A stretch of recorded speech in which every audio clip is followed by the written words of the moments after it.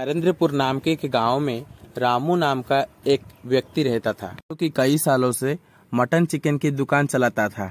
रामू अपनी दुकान पर मटन चिकन काटकर लोगों को बेचता था, जो कि कई सालों से रामू अपनी दुकान उस गांव में चलाता था। रामू काका की दुकान के ठीक सामने रवि सेठ की एक ढाबा हुआ करता था। सेठ रवि बहुत घमंडी किस्मत का आदमी था।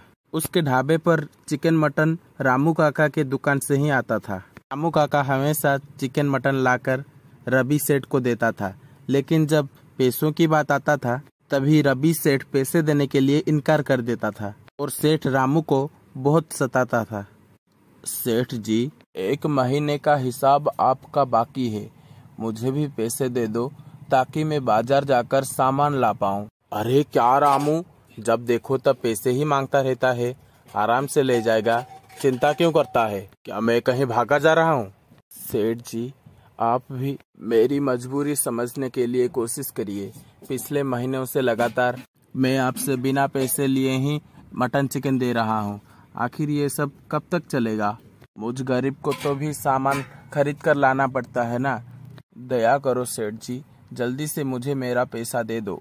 रामू के मुंह से ये सब सुनकर सेठ ने रामू को एक लात मारी और रामू नीचे गिर गया। ए बुढ़े, इतनी देर से समझा रहा हूँ, समझ नहीं आ रहा है क्या? लगता है तुझे बहुत घमंड आ गया है। आज से मेरी ढाबे में चिकन मटन कहीं और से लाऊंगा। तेरी दुकान से अब चिकन मटन लाना बंद। और रही बात हिसाब की, तो भूल जा, मैं तुझे एक भी पैसा नहीं दूंगा। मैं भी देखता हूँ तू मेरा क्या कर लेगा। और तभी एक लड़का वहां पर आया और रामू काका को सहारा देते हुए उठाया। आपका बहुत बहुत शुक्रिया साहब। अरे रामू काका, आप मुझे पहचाना नहीं? मैं बंसीलाल का बेटा राघव हूँ। बचपन में हम जब गरीब हुआ करते थे तो आप मुफ्त में हमें चिकन मटन दिया करते थे। आपका बहुत एहसान हुआ है हमारे। आज मैं पढ़कर शहर में बहुत बड़ा साइंटिस्ट बन गया हूँ और सरकार के द्वारा मुझे बहुत इनाम भी मिला है। अरे बेटा, सचमुच तुम बंसीलाल का बेटा राघव हो? तुम्हें इतना उच्च पदवी पर देखकर मुझे बहुत खुशी हो रहा है बेटा। सदा खुश रहो और खूब तरक्की करो। और एहसान किस चीज का बेटा? बंसीलाल मेरा बचपन का बहुत अच्छा दोस्त था, उसके लिए मैं इतना तो कर ही सकता था ना बेटा। काका, आप मेरे साथ आइए, मैं आपको कुछ दिखाना चाहता हूँ।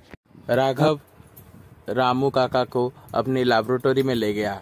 वहाँ पर उसकी बड़ी मशीन थी और वहाँ जाकर उसने एक स्किलनेस चिकन को मशीन में डाल दिया और वो कुछ समय बाद चिकन बनकर बाहर आया। और उसके बाद और जैसे ही राघव ने उस मशीन के अंदर चिकन डाल रहा था, उस मशीन के अंदर से तरह तरह की चिकन की वैरायटी डिशेस बाहर आ रहा था, जैसे tandoori fry, chicken tandoori, chicken kebab, chicken pakora, ऐसे ही चिली चिकन निकलने लगे। अरे वाह बेटा, ये क्या कोई जादू वादू है क्या? इतने सारे आइटम, वो भी सिर्फ 2 मिनट में बन गया। वो कैसे हुआ बेटा? काका, में इस जादुई मशीन को आपको ही ध्यान में रखकर बनाया है। आज वो रवि सेठ ने आपके साथ जो व्यवहार किया उससे मुझे बहुत बुरा लगा। अब आप इस मशीन को अपनी दुकान में रख लीजिए और तरह तरह की चिकन की डिशेस बनाकर और मटन की डिशेस बनाकर लोगों को खिलाइए और देखिए उस सेठ का ढाबा कैसे 2 दिन में बंद हो जाता है। रामू काका ने उस मशीन को लाकर अपने दुकान में रख लिया और तरह तरह की चिकन की डिशेस बनाकर लोगों को खिलाया।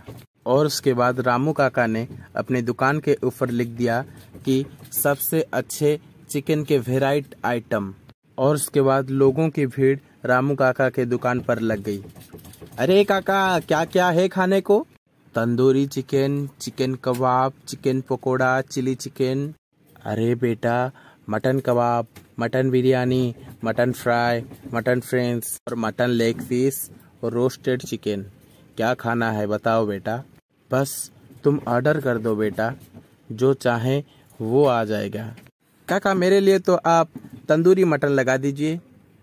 और काका, मेरे लिए चिकन कबाब और मेरे चिकन तंदूरी। 5 मिनट में ही लोगों की फरमाइश पूरी होने लगी। ये देखकर रामू काका बहुत खुश हो गए और उसके बाद रामू काका की कमाई बहुत अच्छी होने लगी।